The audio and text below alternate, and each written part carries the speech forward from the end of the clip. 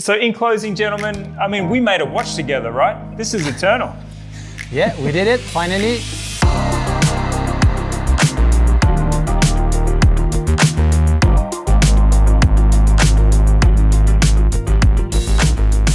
Let's go. Today we are, hi Julien, hi Romain. I'm so excited to be here. I feel like it's the night before my wedding. I'm jittery. I want to get straight to the best part, but we've got to wait a little bit. First, what are you wearing today? Let's do a wrist check. Very important wrist check. I mean, for me, it's the Chronomaster Sport that you know well. That's been an incredible success since its launch early in February. Since Julien is wearing already a novelty, which is I would say the biggest buzz so far. And I'm just wearing the other cap I have, which is the heritage cap. So I'm wearing a very first Defy from 1969. So it's an early vintage model from the Defy collection. Beautiful. Look, I've messed up everything. I meant to say where I'm coming from, and I meant to say that I'm in Time+Tide. I'm in Time+Tide. I'm also wearing we've got a bit of a jinx happening there, Julien. Yeah. I'm also wearing the white dial Chronomaster Sport, which is the most enjoyable watch I have bought in many years. So congratulations to both of you. But I am in Time+Tide. Where are you guys right now? This looks like a beautiful bachelor pad or something. Yeah, we are in Le Locle. We are in the middle of Switzerland, actually in my office, and having a beautiful time. You know, it's like early fall in Switzerland now. It's starting to be chilly, but we are here ready to work on the last few months of the year. Awesome. Well, I'm in Time+Tide. We're coming into summer. I don't care about that stuff. I really don't want to do any small talk, though I'm forcing myself to, because we are here. Tell me why we're here. I want to hear this back from two of my favorite people. But we are here to show everyone a fantastic watch, a watch that we've been working on, creating, developing together with you and your team. And it's been something quite amazing, I have to say, because it's a premiere for us. Right, Romain? It's really a premiere for us. Absolutely. To have worked on our bestseller, I would say, the Defy Classic shape that was launched in 2018, correct? Great success, reflecting all the contemporary aspect of the Defy line, but in a thin, elegant, and classic way. And we've been working with microblasted titanium for the first time, and a very special dial also that you can see here. Very special blue dial that Romain will talk about, but limited, 100 pieces, super rare, and a world premiere for Zenith. I do feel like if I can say something right now, Julien, I was going to make people wait. I was going to get them all warmed up, and then we were going to have a peak moment. Or we can just show the watch in the first 90 seconds. Because I said to our producer, when do we show the watch? He's like, don't do that thing where you wait too long. Guess what? We didn't wait very long at all. Not at all, straight to the point. You told me straight to the point. Swiss precision. So this is where we go. Let's do it. So here, guess what? I'm going to throw now to a beautiful asset you created for this watch, which is this render of the watch.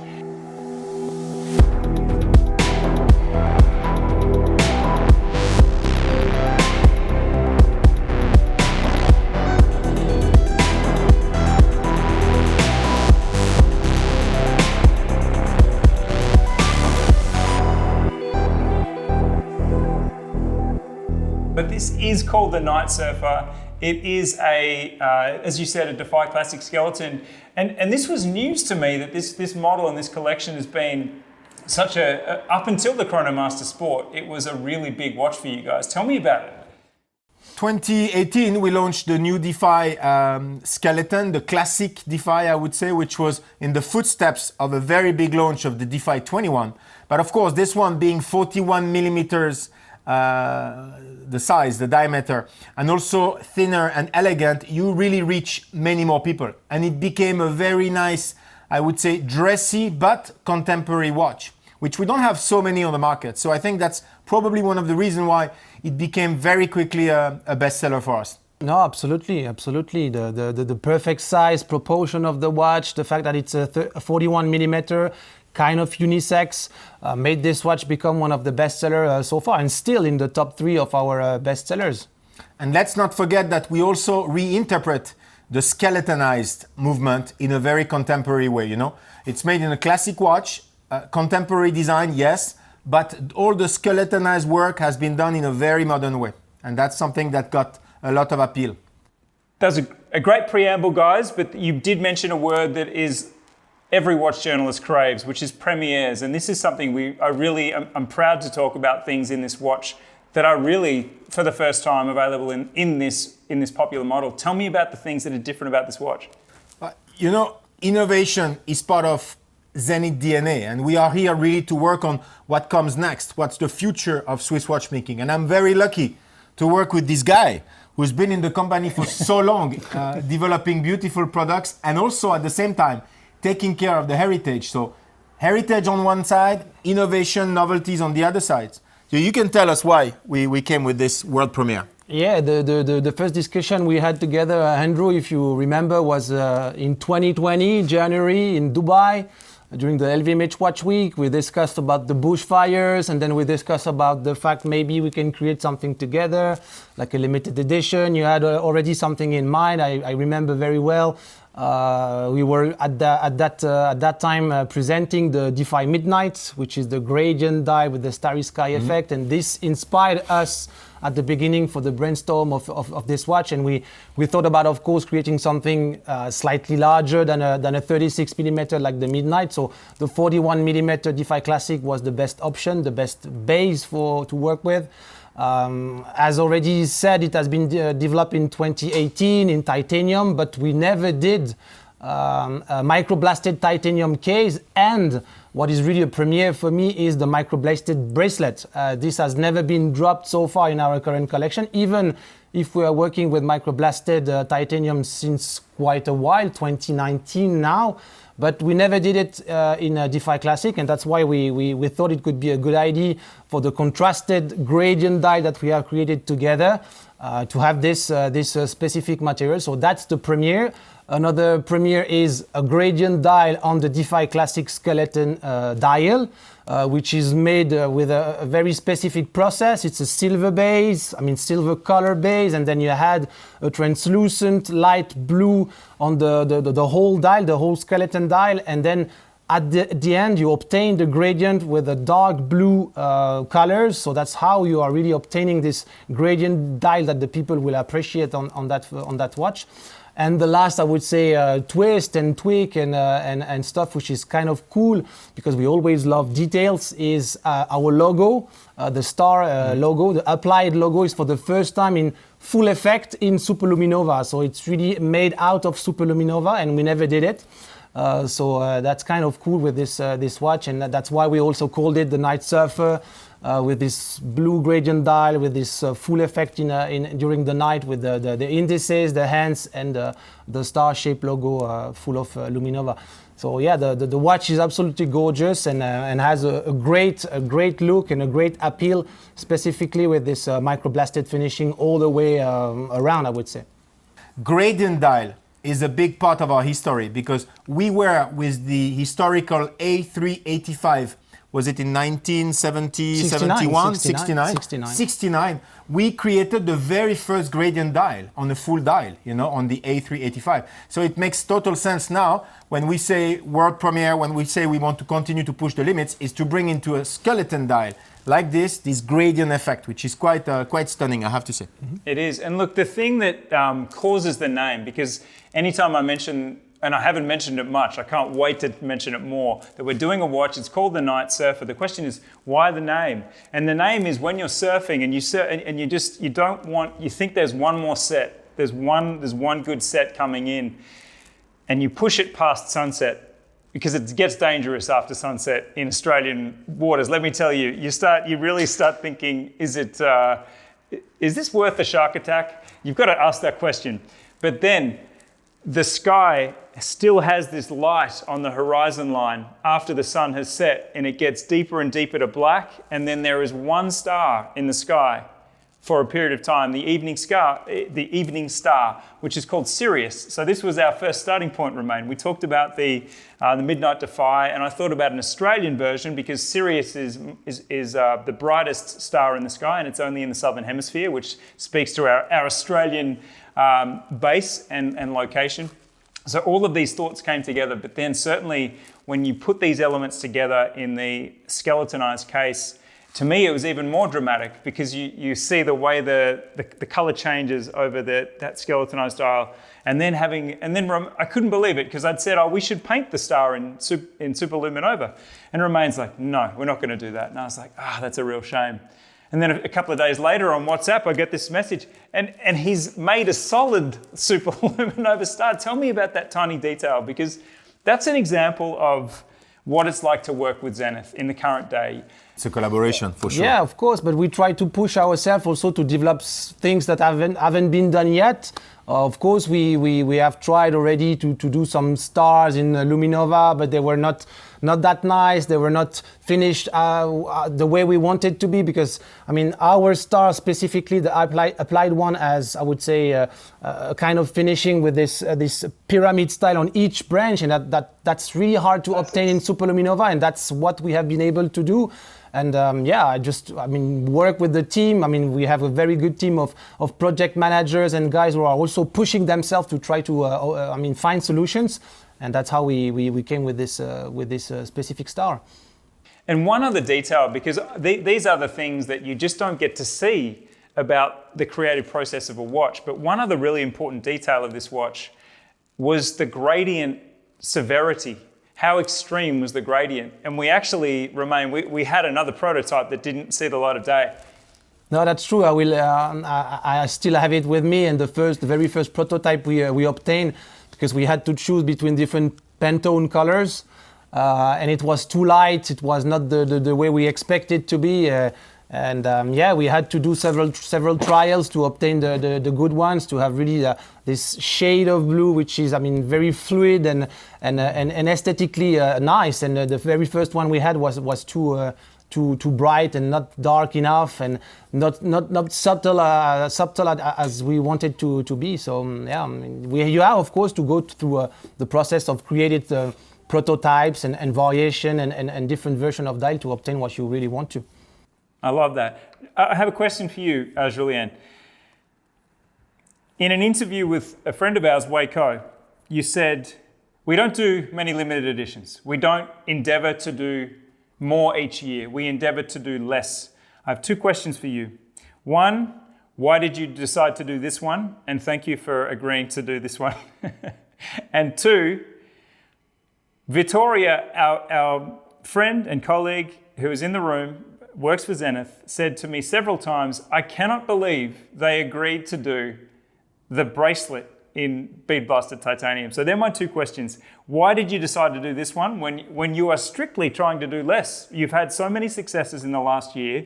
You're actually trying to keep the heat on by doing less. So that's my first question. And secondly, how did we get so lucky with that bracelet? Because I cannot wait to feel that bracelet. I know how that stippled micro bead blast feels, and it feels incredible. You know, Andrew, simple answer. First of all, it's true. We are experiencing such a great success. We have a limited production capacity. As you may know, we are one of the few brands that can say that 100% of our watches, they have a Zenith movement. And this is when I talk about authenticity. This is when I talk about manufacture. This is seriousness of Swiss watchmaking. And we want to keep it going this way. So we cannot increase dramatically quantities. So we have to make difficult choices. So why we made, in this case, a positive choice and positive answer to make a limited edition with you? It's quite simple. There are two reasons. First of all, we are, Romain and myself actually, because we are both in the decision process, we are about meeting people and meeting people with whom we connect. And it's true that when we met first, I still remember very well, we had a great connection. We could feel your passion, we could feel all the energy and everything you put into the product also, and what you want to do. So you have the motivation, you have the passion, you have the emotion, and this is exactly why we wake up every day and we come to the office every day. So it's first about people meeting people. And then of course, Australia, amazing market. I used to be based in Hong Kong and travel to Australia on a regular basis. And I could meet so many people that love watches. Some of them collectors, passionate, super knowledgeable. Some of them just liking to have a nice watch on their wrist. And I think it's great to see a market like this growing fast in the watch segment. And I think it's the right time to do something like that together. So really, these two would be the two reasons why we want to do it. And I can't wait to go back to Australia and to meet friends and collectors that I know in this market. And last question you asked was about the bracelet. Again, you are such a dynamic market, and we are an innovative brand that's looking forward. And when we talked, and when you talked with Romain, we started all of us from how do we make something different? How do we make a limited edition that will really be appealing because of its differentiation?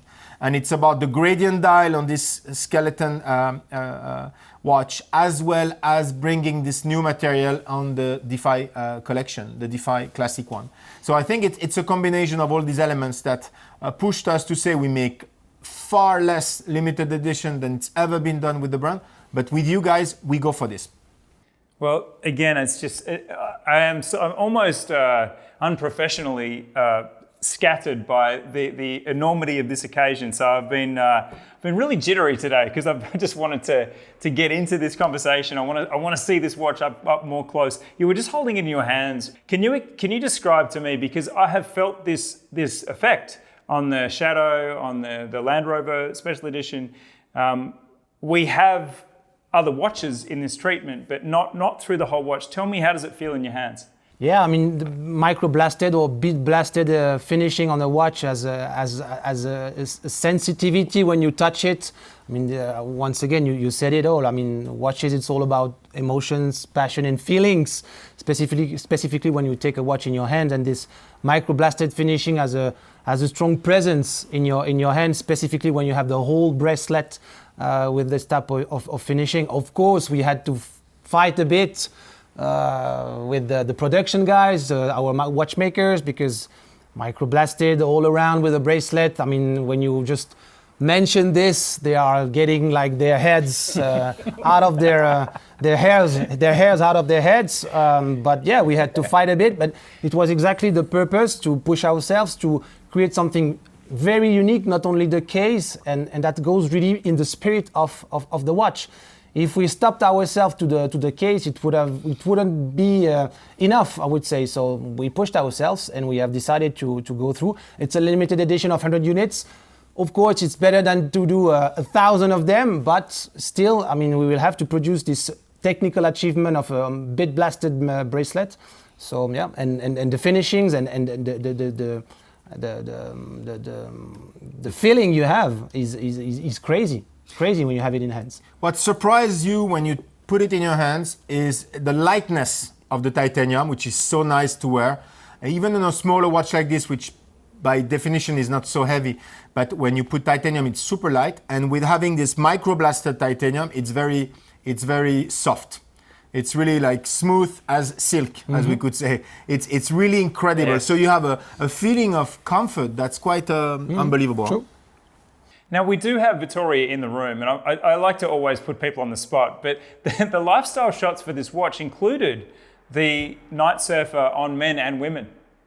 So all of your points there about how comfortable this is and the size, because there are two things I want to point out about the Defy, or Defy as you say, is that it has a very short lug-to-lug distance of 45 millimeters. So on a wrist, there is many wrists that will be compatible with.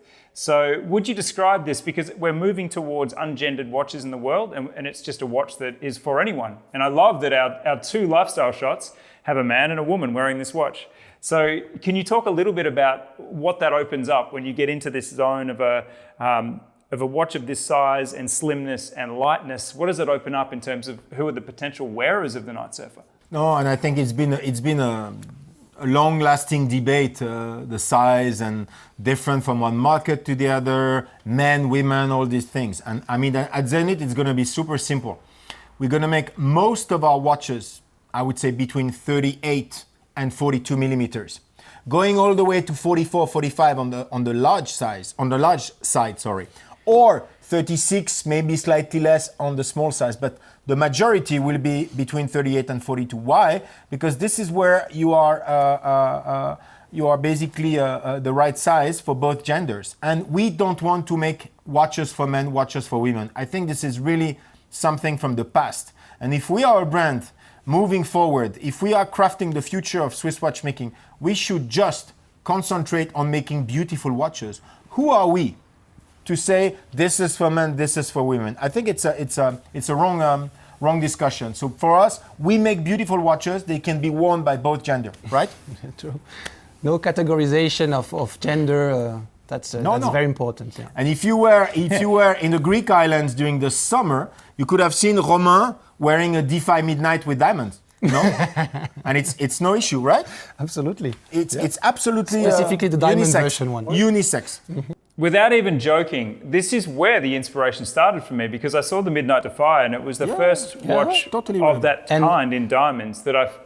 That is a good example, exactly. We are talking about gender and we inspired ourselves first from this one, the Midnight, is a feminine version of a watch in our definition in the Defy collection. So we started to inspire ourselves from female or women's watches to obtain this, I would say, unisex version of it. I mean, the inspiration was the Midnight, the gradient dial, the starry sky effect, and really to push things forward to the Defy Classic Skeleton.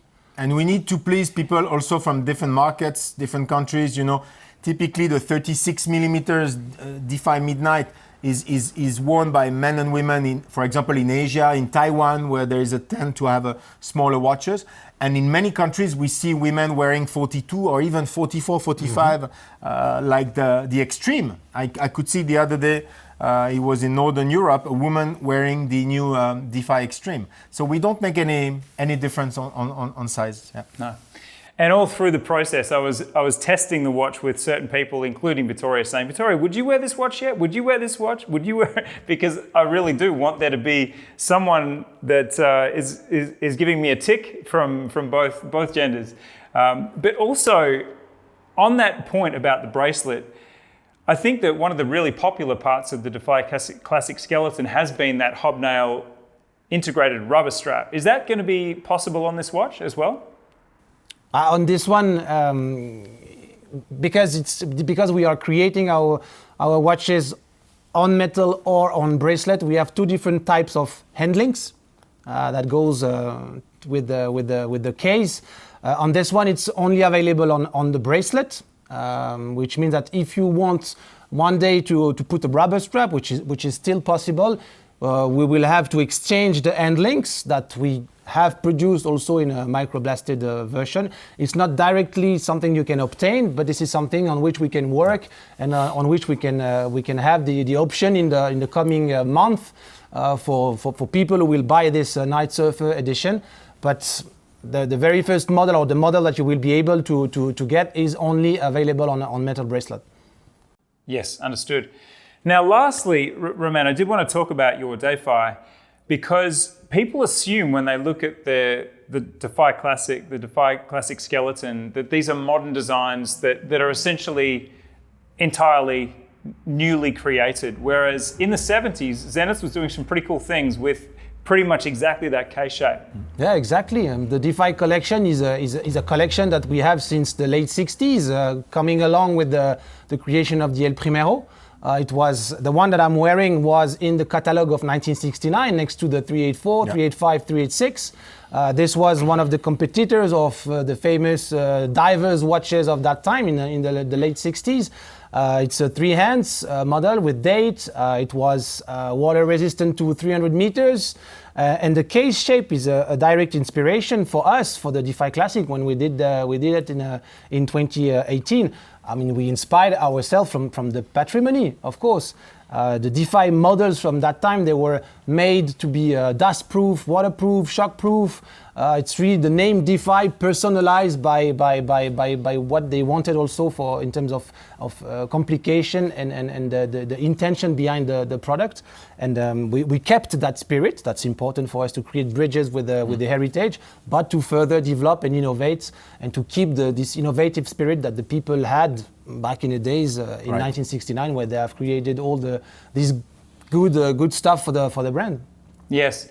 And look, the last thing on that historical note, the only regret I have right now is that I'm not in La Loc with you gentlemen in that beautiful location. Look, Zenith is known as the watchmaker's watchmaker because it has been in that same location since 1865. Is that correct? Yes. Yep. And it's been integrated all that time. So this is a very special and very concentrated location in space and time, and also it really, to me, sums up what the brand is about. So it has been such an awakening to go on this creative process with you, particularly Romain. I think in my WhatsApp messages, I always hope when I get one that it goes through to our thread and that I get some other little tasty inclusion or development on the night. We should share our feed. All the exchanges that we had with WhatsApp, night and day. I don't think we'd have to speed it up because it's a very long thread, but it really was an absolute privilege to work with someone who is really shaping the industry, I think, and with you, Julien, who has such a strong vision for the brand. And for a brand that is just, I can't describe the trajectory any other than we are heading towards Mont Blanc in terms of the steepness of the demand for Zenith in the years, very, very recent years. So in closing, gentlemen, I mean, we made a watch together, right? This is eternal. Yeah, we did it, finally. And the condition for you, Julien, as well as you, Romain, is that when you come to Australia, you have to surf until the sun goes down and then actually have a night surfer moment. And if you both survive, everybody wins. Yeah, Andrew, don't worry, we'll be ready. We are actually practicing in the Swiss lakes, so we'll be fine. Well, thank you again for your time today. Two of the most dynamic human beings in the industry. It's an absolute pleasure. I hope to see you guys again soon. Cheers, mate. With pleasure. Thank you very much, Andrew. See you soon. Thanks, mate. Thank you. See you, mate.